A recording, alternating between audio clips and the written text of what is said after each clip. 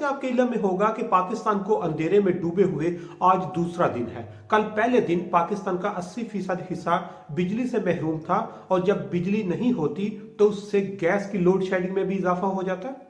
इसके साथ जो इंटरनेट सर्विसेज हैं वो भी डिस्टर्ब हुई और जो ही इंटरनेट सर्विस डिस्टर्ब होती है तो बहुत सारी बिजनेस एक्टिविटी जो है वो लिमिटेड हो जाती है। यानी एक मसले के साथ बहुत सारे नए मसाइल जन्म लेते हैं और उस सिलसिले में हर बंदे के ज़हन में बहुत सारे क्वेश्चन आ रहे हैं। कुछ लोग कह रहे हैं कि ये जो एकदम से बिजली का शॉर्टफॉल हुआ या एकदम से ये जो लोड शेडिंग जो है या पूरा पाकिस्तान अंधेरे में डूब गया, इसकी सबसे बड़ी वजह टेक्निकल प्रॉब्लम थी। कुछ लोग ये कह रहे हैं कि ये टेक्निकल प्रॉब्लम नहीं है, ये नाअहलियत है। ये जो डिपार्टमेंट्स हैं या जो सर्विस प्रोवाइडर हैं उनकी या स्टेट लेवल की इनएफिशिएंसी है। और कुछ लोग ये कह रहे हैं, मजाक की सूरत में ये कह रहे हैं कि आईएमएफ ने पाकिस्तान का मीटर उतार लिया है।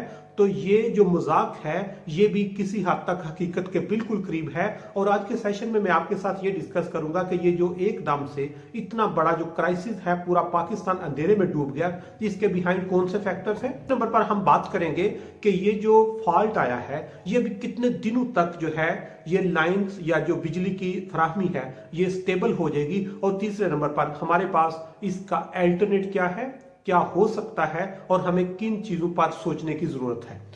जिस तरह मैंने बताया है कि पाकिस्तान का आधे से ज्यादा हिस्सा अभी तक भी उनके पास स्टेबल बिजली नहीं है और जब बिजली नहीं होती तो उससे बहुत सारे नए मसाइल जो हैं वो भी जन्म लेते हैं। वो चाहे रोजगार की सूरत में हो, वो चाहे लोगों के बिजनेस की सूरत में हो, वो हमारी रिप्यूट की सूरत में हो या वो बच्चों की तालीम के पॉइंट ऑफ व्यू से हो। हर बंदा उससे डिस्टर्ब होता है क्योंकि हमने अपना लाइफस्टाइल बहुत ज्यादा उसको बिजली के साथ अटैच कर दिया हुआ है। और जो ही बिजली नहीं होती तो हमारे मोबाइल नहीं काम करते, हमारे लैपटॉप नहीं करते, हमारे बिजनेस जो है वो स्टॉप हो जाते हैं। यहां तक कि हमने अपने घरों और बिल्डिंग्स का डिजाइन ऐसा बना लिया है कि हमें 24 घंटे उसके लिए बिजली चाहिए होती है। और एकदम से पाकिस्तान में परसों सुबह 7:30 बजे बिजली का जो शॉर्टफॉल हुआ उससे 90% पाकिस्तान का हिस्सा तारीकी में डूब गया।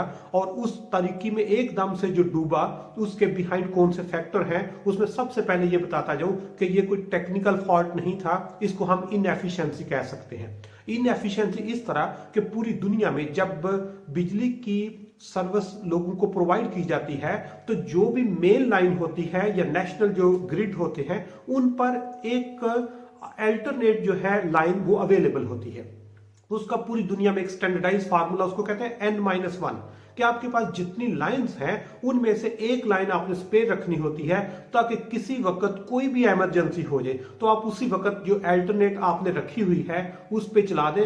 फर्ज करें, मैं आपको N-1 को इस तरह हम डिस्कस कर सकते हैं कि अगर हमारे पास 10 बड़ी लाइनें जा रही हैं तो N-1 तो 10-1 मतलब 9 लाइनों को हमने इस्तेमाल करना है, एक को हमने होल्ड रखना है। जब कभी कोई इमरजेंसी हो जाए, जब कभी कोई टेक्निकल फॉल्ट आ जाए, जब कभी कोई तूफान, कुछ भी अनफोर्सीन सिचुएशन होती है तो हम जो एक एडिशनल होती है उसको रख सकते हैं। लेकिन हमारी इनएफिशिएंसी की इंतहा है कि पूरी दुनिया में एक लाइन स्पेयर रखी जाती है, अल्टरनेट प्लान होता है, लेकिन पाकिस्तान के पास कोई प्लान नहीं है। पाकिस्तान के पास जो मेन लाइन जा रही है वो उस पे ही सारा इन्हिसार होता है। उसके पास बाद हमारे पास कोई अल्टरनेट नहीं जिसको हम इनएफिशिएंसी के जिम्मे में ले आते हैं। अब इनएफिशिएंसी की वजह से जब हमारी मेन लाइन एक ही थी वो भी बंद हो गई, उसकी वजह क्या थी, उस पे पाकिस्तानी जो सार्फिन है वो हुकूमत को क्रिटिसाइज करने के लिए कह रहे हैं कि पाकिस्तान के पास जो आईएमएफ है वो मीटर उतार के ले गया है। ये बात काफी हद तक ठीक है कि हमारे पास जो पावर प्रोड्यूसर है या प्लांट्स हैं उन प्लांट्स को हर वक्त जो है हमने चालू हालत में रखना होता है। और जब चालू हालत में रखना है तो उस पर हमें पेट्रोल, उस पर तेल लगता है। हमने अपना जो इंपोर्ट बिल है या हमारी जो ट्रेड है या हमने जो ट्रेड डेफिसिट है उसको कम करने के लिए हमने कुछ प्लांट्स जो है उनको बंद कर दिया।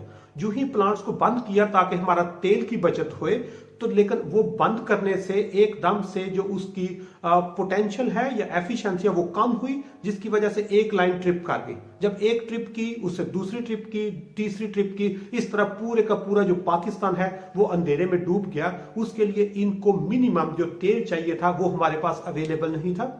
उस तेल को खरीदने के लिए जो पैसे चाहिए थे, जो डॉलर चाहिए थे, वो डॉलर हमारे पास अवेलेबल नहीं थे। जब डॉलर भी अवेलेबल नहीं थे, पेट्रोल भी अवेलेबल नहीं था, तो उससे ये जो इनएफिशिएंसी है उसने जन्म लिया। इसलिए हमारा जो शॉर्टफॉल है उसकी सबसे बड़ी वजह तेल की कमी थी, हमारे पास डॉलर्स की कमी थी, जिसकी वजह से हम उन यूनिट्स को कंटिन्यू नहीं कर सके। और जो ही हमने उनको स्टॉप किया, हमारी लाइन ट्रिप कर गई। और जब लाइन ट्रिप कर गई, अब एकदम से उन सब को हम एक्टिव भी करें तो वो नहीं चल सकते, क्योंकि ये डिमांड एंड सप्लाई पे चलता है। जितनी आगे खपत है उतनी पीछे प्रोडक्शन होनी चाहिए। जब तक डिमांड सप्लाई बराबर नहीं होगा, उसमें फ्लक्चुएशन आती है, और इन फ्लक्चुएशन को मैनेज करने के लिए इनको कम से कम 3 दिन चाहिए होंगे। अब 3 दिन तक ये लोड को सिर्फ मैनेज करेंगे, वो भी अगर बहुत एफिशिएंट टीम हो तो वो 2 दिन में मैनेज कर सकते हैं, लेकिन हमारी टीम उस तरह एफिशिएंट नहीं है। इसलिए हमें लोड को मैनेज करने में बहुत ज्यादा जो है मसाइल वो भी पेश आ रहे हैं। अब तीसरी चीज जो बता रहा हूं कि हमारे पास अल्टरनेट क्या है।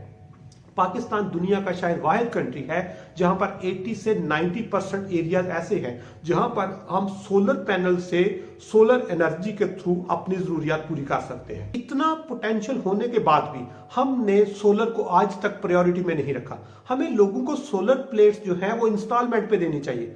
हमें छोटे छोटे घरों में जो सोलर के यूनिट्स हैं वो इंस्टॉलमेंट पे देने चाहिए। उसके लिए स्टेट को, जो प्राइवेट सेक्टर है, जो बिजनेस कम्युनिटी है, इनको उसको प्रमोट करना चाहिए, इनको सब्सिडी उस पर देनी चाहिए, ताकि हम जितना सोलर की तरफ जाएंगे उतना लोड हमारा नेशनल ग्रिड पे कम होगा, उतना लोड हमारा इंपोर्ट बिल पे कम होगा, उतना हमारा तेल पे इन्हिसार कम होगा। इसलिए जितना पाकिस्तान को क्राइसिस फेस करने पड़ रहे हैं, हर दिन कोई ना कोई मसला चल रहा होता है, उसके लिए हमें अल्टरनेट प्लान्स पे बैठकर जो इकोनॉमिक इमरजेंसी है उसके लिए एक प्लान चार्ट करना चाहिए, ताकि लोगों की जिंदगी जो है उनमें मुश्किलात की बजाय उनको आप अपॉर्चुनिटीज की तरफ ट्रांसफॉर्म कर सकें।